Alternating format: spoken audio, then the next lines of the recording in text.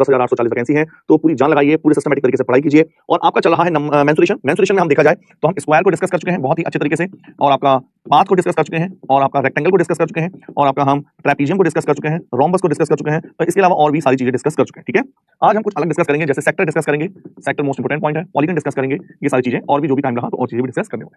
ठीक है बच्चों, फटाफट कमेंट कर दो। ओके बच्चों, Devashish good morning, Tom good morning, सभी को वेरी वेरी गुड मॉर्निंग। ठीक है, आगे बढ़ते हैं और देखते हैं किस तरह से हमें चीजों को करना है। क्लियर?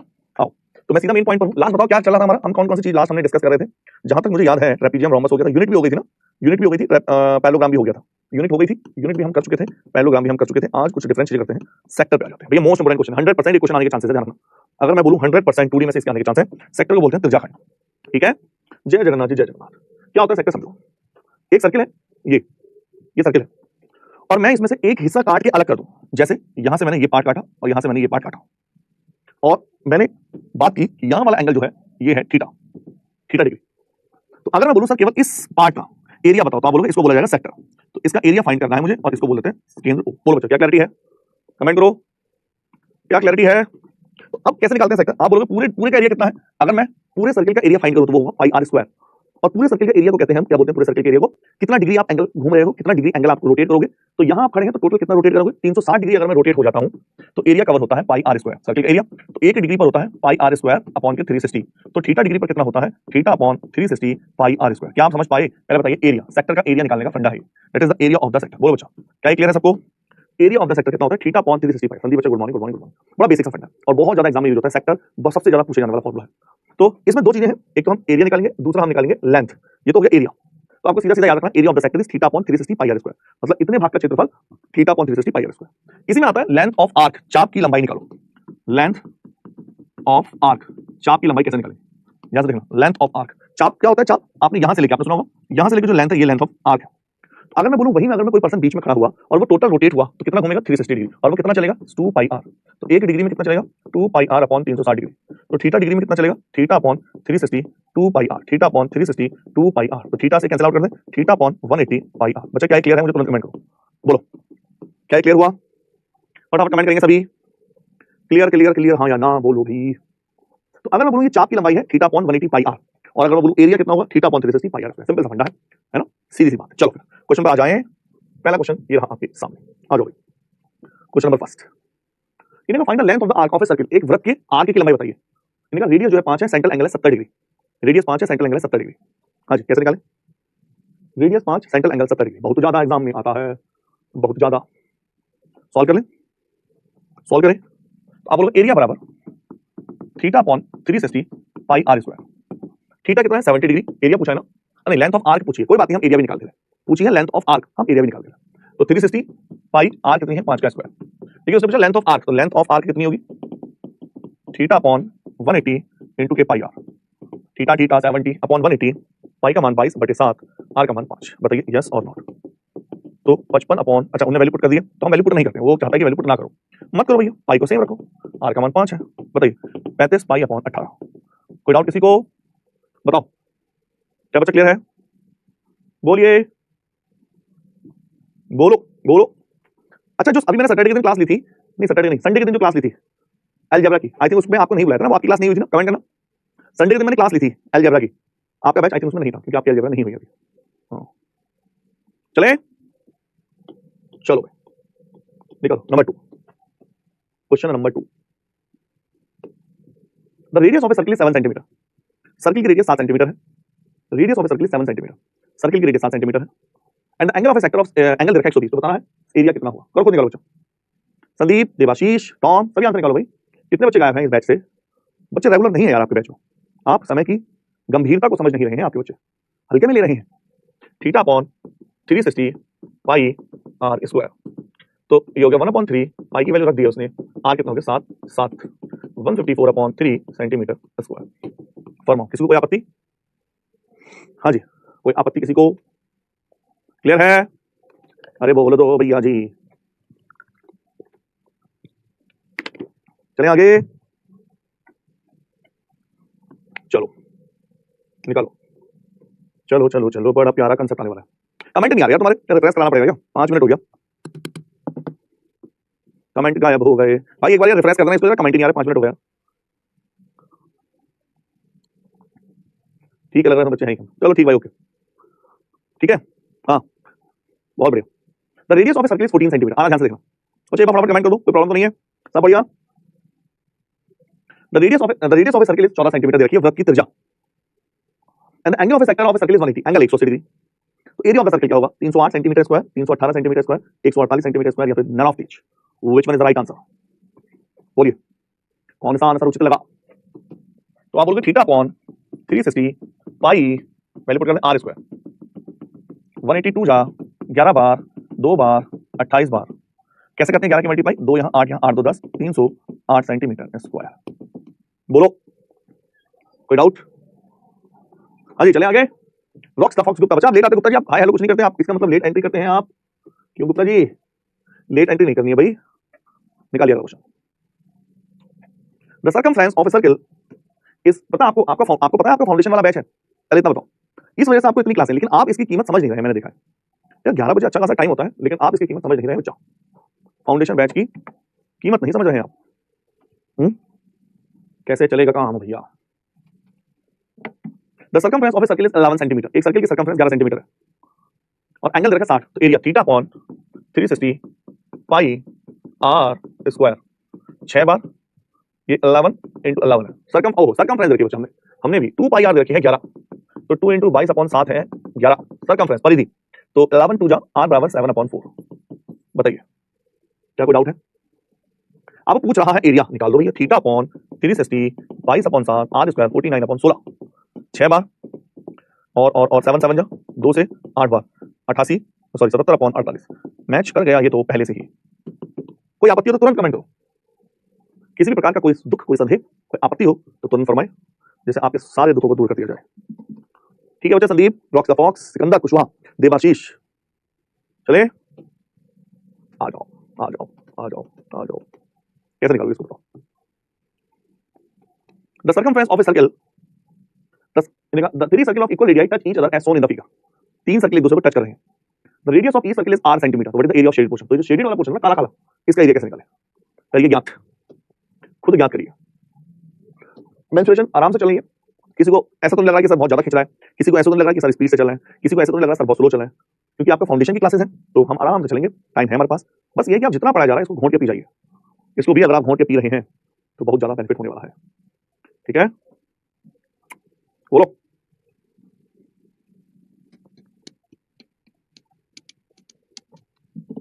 चले आगे,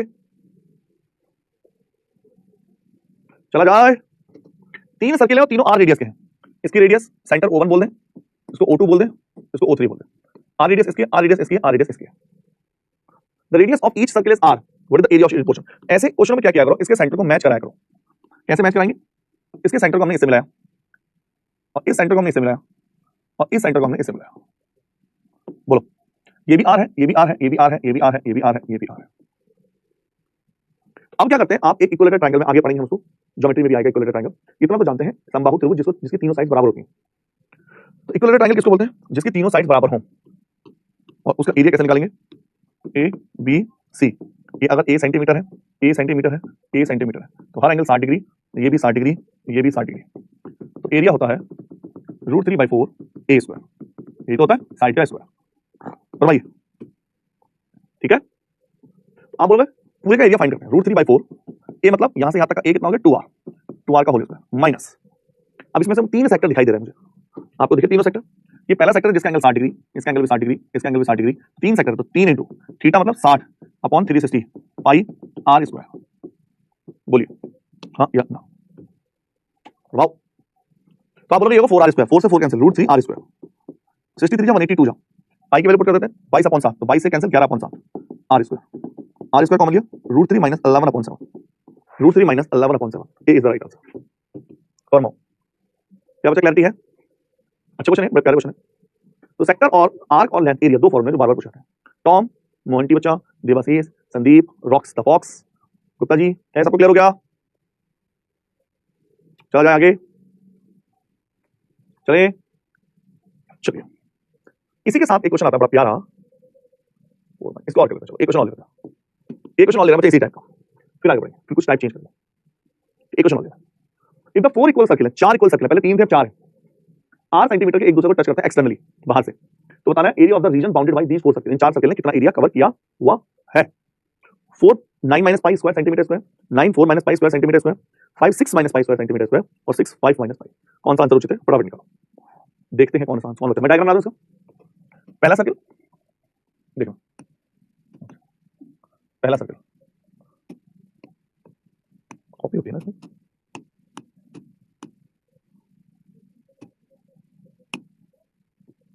अच्छा एक बार करो बच्चे, खुद निकालो इसको, जो कर पा रहा खुद करो, है ना।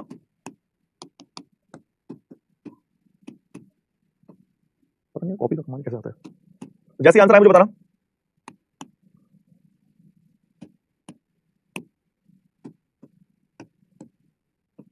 होता है यार, ये नहीं पता कैसे होता है, कॉपी कैसे होती है। चले आंसर निकालें, बी आ रहा है संदीप का आंसर, आओ निकालते हैं। तो 4 सर्कल है, पहला सर्कल, दूसरा सर्कल, तीसरा सर्कल, चौथा। कॉपी होती तो आइडेंटिकल बनते ना, चलो अभी बड़े छोटे बन गए होंगे, तो बड़े छोटे बन गए यार, ये दोनों बड़े बड़े बन गए ना, चलो कोई ना। इनके चारों सेंटर को मिला दे, क्वेश्चन बोलेगा area of the region bounded, तो कितना एरिया, ये वाला बाउंडेड पूछा एरिया, कौन सा एरिया, ये वाला एरिया, क्लियर। तो एक बार इसको मिलाते हैं, ये वाला लाइन इस लाइन से, ये वाला इसके सेंटर से, ये वाला इसके सेंटर से और ये इसके सेंटर से, तो हो सकता है थोड़ा सा डायग्राम मस्त ना बना हो कि O1 O2 O3 O4, ठीक है। चलिए देखिए ध्यान से देखना, ध्यान से देखना, रेडियस कितनी देखिए 3, ईच इक्वल, ये 3 है, ये भी 3 है, ये भी 3 है और ये सारे 3 है, तो एरिया कितना हो गया 3 और 3 6 का स्क्वायर 36, पॉइंट नंबर 1। तो ये देखा जाए तो ये 30 है, ये 30 है, ये दोनों 36 बने। आओ तो एक एक डायग्राम अच्छा नहीं बना, 98 theta upon 90 upon 360 pi r r r, ये तो एक सेक्टर है, ये ऐसे ही अगला सेक्टर है, ऐसे 4 सेक्टर है, तो 4 के मल्टीप्लाई बाहर हो गए, 90 अपॉन 360 पाई आर, इसका आर कितना हो गया, इसका आर हो गया 3, 3 का स्क्वायर 9, 94 जा 4 से 4 कैंसिल कैंसिल, 9 कॉमन हो गया, 4 माइनस के pi, B is the right answer, बोलो ठीक है, B is the right answer, ठीक है। बहुत संदीप का आंसर परफेक्ट आ रहा है, टॉम का आंसर परफेक्ट आ रहा है, रॉक्स द फॉक्स का आंसर परफेक्ट आ रहा है, निकिता बच्चा आप लेट आते हो, आई थिंक लेट आए हो आज भी, तो B is the right answer, not A, ठीक है। देख रहे हो आप कितना प्यारा सा क्वेश्चन, इसी में एक आता है रबर बैंड कंसेप्ट, और कितना चिल होकर चल रहे हैं क्योंकि आपके पास टाइम है। रबर बैंड कंसेप्ट, हाँ जी, आपने रबर बैंड देखा होगा, दो तरह के क्वेश्चन होते हैं, आपने नोटिस करा चीज को।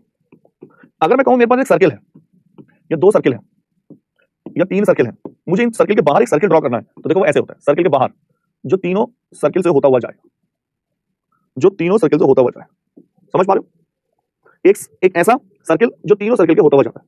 लेकिन अगर मैं कहूं कि 3 सर्किल है, पहला सर्किल, दूसरा सर्किल और तीसरा सर्किल, लेकिन मुझे एक रबर बैंड से इनके चारों तरफ बांधना है, रबर बैंड बांधनी है, तो रबर बैंड कैसे बनती है, देखो रबर बैंड और इसमें डिफरेंस क्या है, मैं ये समझाने के लिए डायग्राम बनाया हूं। रबर बैंड क्या होती है, यहां टाइट होगी और यहां इस सर्किल के अकॉर्डिंग ढल जाएगी, लूज होगी, लूज का मतलब उसको ऐसे कवर कर लेगी, फिर यहां वो टाइट होगी रबर बैंड, फिर यहां लूज होगी, फिर यहां वो टाइट होगी, फिर यहां वो लूज होगी। तो ये रबर बैंड अगर मैं थोड़ा सा और अच्छे से डायग्राम दिखाऊं, तो रबर बैंड ऐसे जा रही है, ये रबर बैंड ऐसे गई है ना, फिर ये रबर बैंड ऐसे गई, ये रबर बैंड है, फिर ये रबर बैंड ऐसे गई, फिर ये रबर बैंड ऐसे घूमी, ये रबर बैंड ऐसे घूमी, ये रबर बैंड ऐसे घूमी, और ये है केंद्र। बताओ समझ पाए।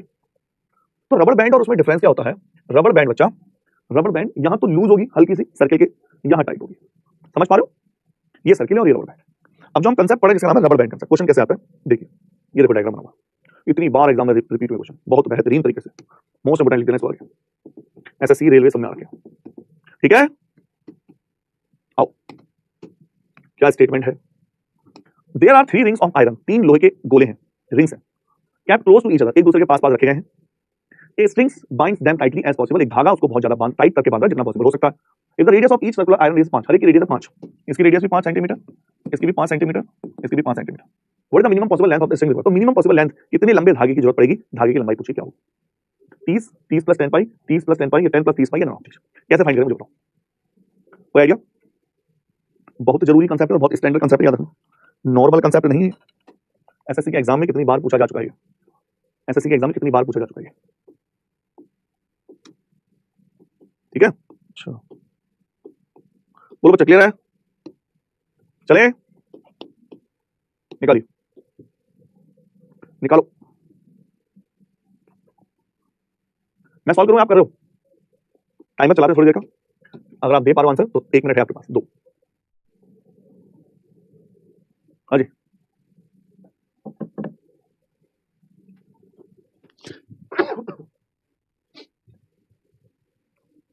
सॉल्व।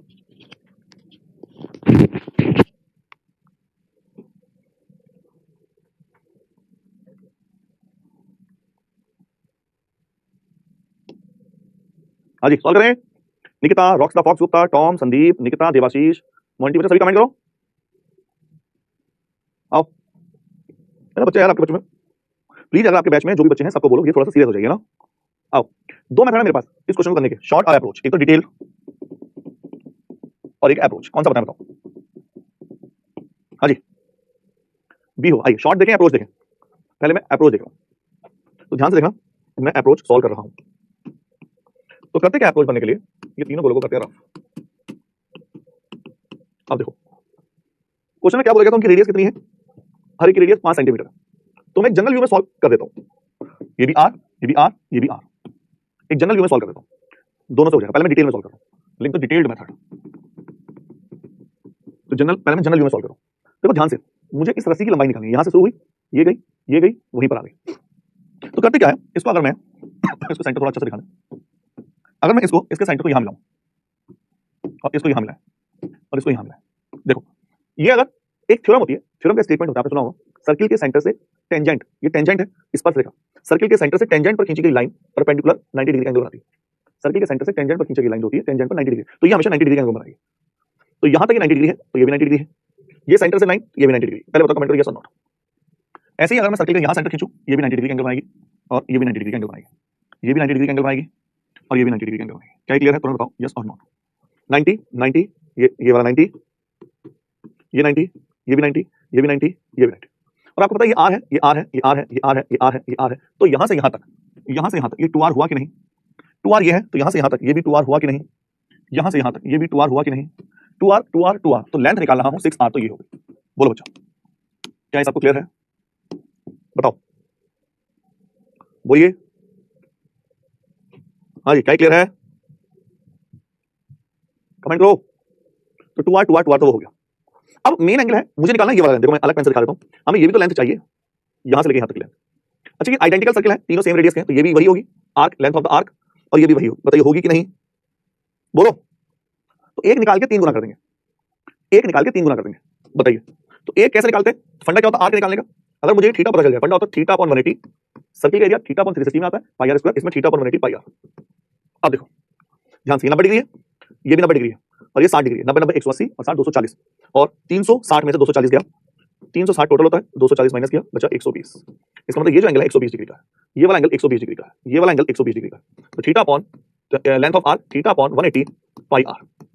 तो 180 120 अपॉन 180, पाई का वैल्यू बाई रहने दो, आर आर आर आर, ये वाला आर हो गया। और इसका कितने गुना करते हैं, 3 है, 3 6 2 जा 6 3 जा, 3 से 3 कैंसिल, और बचा कितना 2 पाई आर। बच्चा बताओ किसको डाउट है इसमें, हाँ जी 2 पाई आर, किसको डाउट है कमेंट करो यस और नॉट।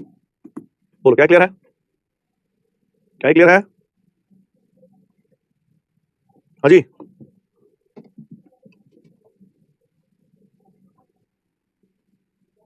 चला जाए, एक शॉर्ट ट्रिक भी इसकी। तो क्या मैं 6r 2r क्या होता है डी डाया, या तो 2 पाई आर बोलो, ये भी ठीक है 2 पाई आर भी ठीक है, इसमें कोई टेंशन वाली बात नहीं, ठीक है 2 पाई आर हो गया, ये भी ठीक है, ये 2r बराबर डी भी होता है। बोलो यस और नॉट, या इसको ऐसे भी बोल दो, कोई टेंशन वाली बात नहीं है इसमें। अगर याद करना है अप्रोच देखनी है तो मैं इसको ऐसे बता सकता हूं, देखो अप्रोच बना लूंगा इसको। तो 2r डाया के बराबर होता है, तो 6r को मैं कैसे लिखता हूं, 2 इंटू 3r, या 3 इंटू 2r, तो 3 इंटू डी हो गया, तो होगा 3d प्लस 2 पाई आर। अब बताओ क्या इसमें कोई कंसेप्ट है, मैं इसकी अप्रोच बताने वाला हूं आपको, बताओ क्या क्लियर हुआ। एक अप्रोच देखें बच्चा, अप्रोच देखें, कमेंट करो।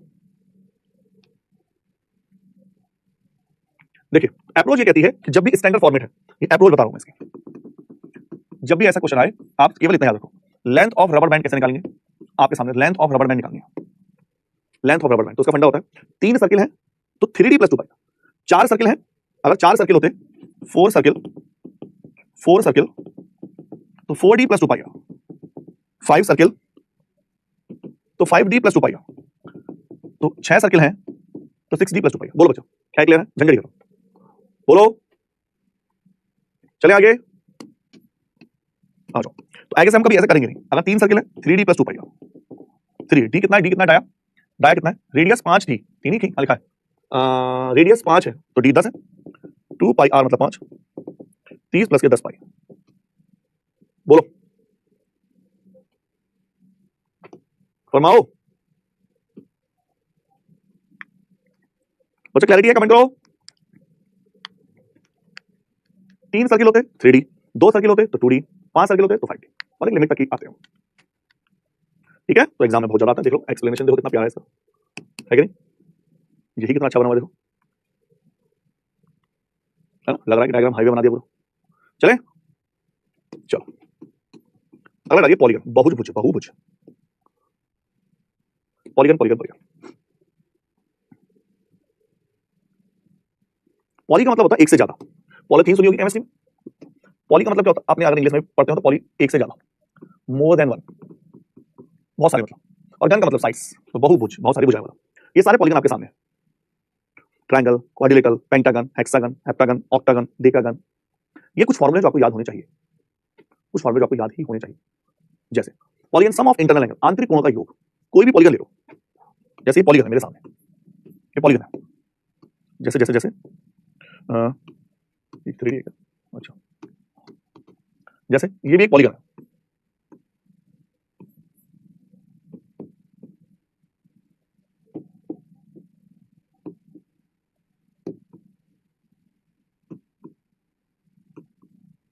हाँ जी, तो ये ट्रायंगल है, ये ऑक्टागन, 1 2 3 और 3 6, और हेक्सागन है 1 2 3 4 5 6, बेंजीन जैसा सुना हो। तो ये ट्रायंगल, तो क्वेश्चन का स्टेटमेंट है, पहला वाला स्टेटमेंट सुनिए, सम ऑफ इंटरनल एंगल, आंतरिक कोणों का योग, वो होता है n - 2 * 180। आंतरिक कोण कौन से होते हैं? आंतरिक कोण ये होते हैं, आंतरिक कोण ये होते हैं, आंतरिक कोण। आंतरिक कोणों का मैं योग करूं तो होता है n - 2 180, मतलब जहां n क्या है? नंबर ऑफ साइड्स, भुजाओं की संख्या। तो ट्रायंगल के लिए 3 है और हेक्सागन के लिए वो 6 है। तो ये 3 - 2 * 180, तो ट्रायंगल के तीनों एंगल का सम बचा कितना आता है? 180 आता है कि नहीं? और अगर मैं इसका करूं तो n - 2 * 180, तो 6 - 2 * 180, 4 18 चौक 72 720। बोलो, पहला फॉर्मूला हुआ sum of internal n - 2, each internal angle, हर एक आंतरिक कोण। तो ईच के लिए क्या करते हैं? टोटल को डिवाइड कर दो भाई। ईच के लिए क्या करते हैं? आंतरिक कोण कितना है? n - 2 * 180, ईच के लिए नंबर ऑफ साइड से डिवाइड कर दो। ये लीजिए n - 2 * 180 upon n - 2 * 180 upon sum of external angle, ये मोस्ट इंपोर्टेंट है, बाहरी कोण। एक्सटर्नल एंगल का मतलब क्या होता है? देखो, मान लो एक लाइन में यहां आगे एक्सटेंड करूं, एक लाइन हमने यहां आगे एक्सटेंड करी, एक लाइन हमने यहां आगे एक्सटेंड करी, तो ये एक्सटर्नल एंगल है। अगर ये अल्फा है, ये बीटा है और ये गामा है।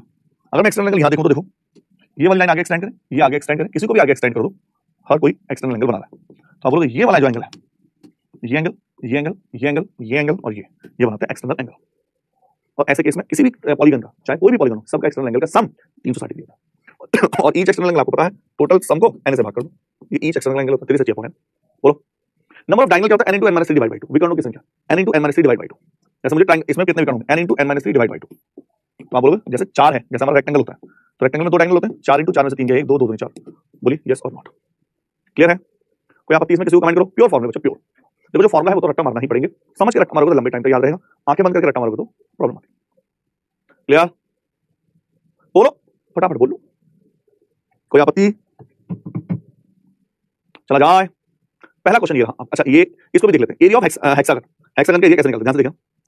मान लो हेक्सागन कौन होता है? ये हेक्सागन है, और हेक्सागन 6 इक्विलेटरल ट्रायंगल के मिलने से बनता है। जैसे यहां मिला, ये यहां मिला, ये यहां, ये यहां, ये यहां, 6 इक्विलेटरल ट्रायंगल है, 6 इक्विलेटरल ट्रायंगल है, इनके मिलने से हेक्सागन बनता है। तो एक ट्रायंगल का एरिया √3/4 a², और 6 के लिए 6 से मल्टीप्लाई कर दो, तो 2 3 6, 2 2 4, 3 बटा 2 √3 a²। बोलो फटाफट यस और नो। बोलो बच्चा, क्या क्लियर है?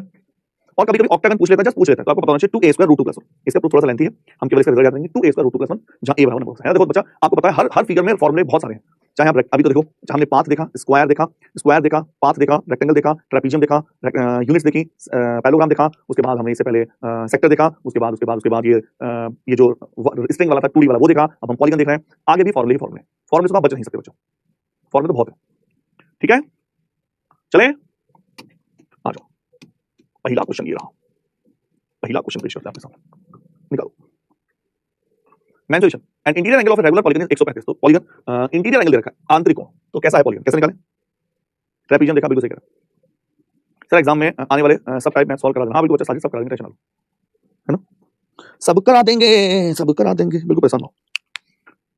देख लो कितनी चीजें बनती हैं इसमें, है ना बच्चा? इसलिए चीजें कंपटीशन में ये सबसे बड़ी प्रॉब्लम है, बहुत ज्यादा सिलेबस है मैथ्स का। कोई और इतना कुछ पढ़ रहे हैं, कितने आएंगे क्वेश्चन, कोई कुछ कह नहीं सकता। मेंसुरेशन तो खैर बड़ा टॉपिक है, लेकिन फिर भी कोई कुछ नहीं कह सकता। हो सकता है 2 आ जाए, हो सकता है 4 आ जाए, हो सकता है 1 आ जाए, ये भी हो सकता है कि 1 भी ना आए।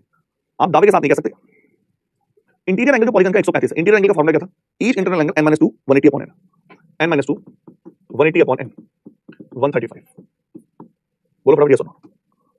9 से सिंपलीफाई करें तो आप बोलोगे 4n माइनस के 8 बराबर 3n, तो 4n n बराबर के 8, ऑक्टागन है, ऑक्टागन।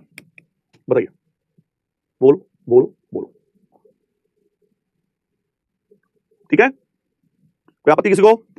चलिए निकालो भैया, अभी तो कल चलेगा ये। और an interior angle of a regular polygon is if the number of the diagonal of a polygon is number of the side दे रखे 13, भुजाओं की संख्या पूछिए। भुजाओं की संख्या क्या फॉर्मूला था? n into n minus 3 divide by 2। भुजाएं हैं 13, 13 में से 3 गया 10 अपॉन के 2, 2 पंजे 10, 13 पंजे 65। फरमाओ, क्लियर? कोई डाउट हो तो बोल दो भाई। चलो ये खुद निकालेंगे, जो आसान आसान है वो आप खुद सॉल्व करेंगे। ठीक है, ये खुद अभी निकालोगे। चलिए कल से हम 3D स्टार्ट करें। सर मैं सीजीएल, तो ये सब मैथ प्रैक्टिस करने से सीजीएल दोनों को हो जाएगा। हाँ बिल्कुल हो जाएगा, जो साइज बिल्कुल 100% प्रॉफिट होगा। लेकिन सीजीएल के लिए मैं आपको ये और क्लासेस भी लगानी पड़ेंगी। मैं ऐसा क्लास लगाऊंगा तो उसमें आपको भी बुलाऊंगा, आपके बैच को बुलाऊंगा, राजधानी 2.2, क्योंकि थोड़ा सा लेवल उसमें और आता है तो वो भी करवाऊंगा, टेंशन ना लो। जब भी मैं ऐसा क्लास लगाऊंगा आपको भी करना, बस कर लेना, जितनी ऐसा क्लास लगे उनको कवर कर लेना। पॉलीगन के जो डायगोनल 27 है, n into n minus 3 divide by 2 होता है, ये नंबर ऑफ डायगोनल होते हैं, और ये 27 दे रखे हैं, उल्टा कर दिया उसने। उसने number of sides n into n minus 3, 27 दूनी 54। फरमाइए 7 9 12 19। अब ऐसे क्वेश्चन को हमेशा बाई ऑप्शन करना चाहिए, लेकिन आपके बच्चे यार बहुत कम सीरियस है, आपके बैच में बच्चे पता नहीं क्यों बहुत कम सीरियस है। तो इसको बाई ऑप्शन जाओ, कभी भी सॉल्व मत करने लगना, नहीं तो क्वाड्रेटिक भाई। बाई ऑप्शन मैंने माना 9 ले लेते, क्योंकि 9 ही क्यों लिया? 9 में से 3 गया 6, 54 परफेक्ट आ रहा है। ठीक है, हमेशा बाई ऑप्शन जाओ इसको। क्लियर? चलो होमवर्क खुद करेंगे, निकालो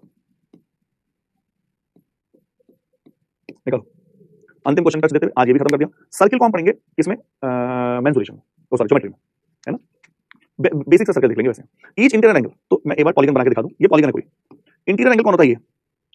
एक्सटीरियर एंगल कौन होता है? ये। इंटीरियर एंगल जो 3 टाइम्स एक्सटीरियर का, ये x है तो ये 3x है। इंटीरियर एंगल 3 टाइम्स है एक्सटीरियर का। अब ये बनता है स्ट्रेट लाइन। आपने देखा जब भी आप किसी इंटीरियर और एक्सटीरियर को मिलाओगे तो ये स्ट्रेट लाइन बनाएगा, और स्ट्रेट लाइन पर सम होता है 180 डिग्री। होता है कि नहीं? 3x और x 4x बराबर 180 डिग्री, तो x बराबर 45 डिग्री। पूछा क्या क्वेश्चन पे, देखते हैं। इन्हें कहा बहुभुज की भुजाओं की संख्या बताइए। x क्या है? x क्या है? Interior angle. x है एक्सटीरियर एंगल, और ईच एक्सटीरियर एंगल कितना होता है? फॉर्मूला तो देखो 360 अपॉन n। बताइए n बराबर क्या होगा? n बराबर 8 8 40 832। हाँ ये क्लैरिटी? किसी को कोई डाउट तो फटाफट पूछो। ठीक है, फरमाइए। ये भी होमवर्क है, इसका आंसर है आपका सी। ये भी होमवर्क है, इसका आंसर है सी। चलिए चलिए, तो आज हमने 2D का सेक्टर खत्म किया, हमने पॉलीगन खत्म किया, हमने लेंथ, जो क्या बोलते हैं उसको, लेंथ ऑफ स्ट्रिंग वाले क्वेश्चन खत्म किया। ठीक है, 3 चीज हमने देखी। चलिए आज के लिए टाटा बाय बाय। कुछ पूछना तो फटाफट कमेंट करो, कुछ भी पूछना तो तुरंत कमेंट करो। स्टडी करते रहो, बिल्कुल भी मत रुको। टाइम बहुत कम है, टाइम बहुत कम है। 2 तरह के बच्चे होते हैं, याद रखना। एक वो बच्चे जो नोटिफिकेशन के बाद तैयारी शुरू करते हैं, बहुत सारे बच्चे जो आप तैयारी शुरू करेंगे और पता नहीं वो कब तक उनकी तैयारी होगी। आप पहले से तैयारी कर रहे हो, आपकी तैयारी बहुत सारी हो भी चुकी है, आपका सिलेबस बहुत सारा हो भी चुका है, लेकिन भैया पूरी मेहनत लगानी पड़ेगी, तब जाके चीजें होंगी। अगर आप जनरल कैटेगरी के हैं तो और मेहनत करनी पड़ेगी, याद रखना। तो इस वजह से पूरी मेहनत करो जबरदस्त तरीके से, कुछ भी कहीं अपनी तरफ से कोई कमी मत रखो। ठीक है, अगर आप ग्रेजुएट हैं तो 10 10 15 15 घंटे पढ़ाई करो, फिर तो आप पे ज्यादा लोड है। चलो ओके, टाटा बाय बाय।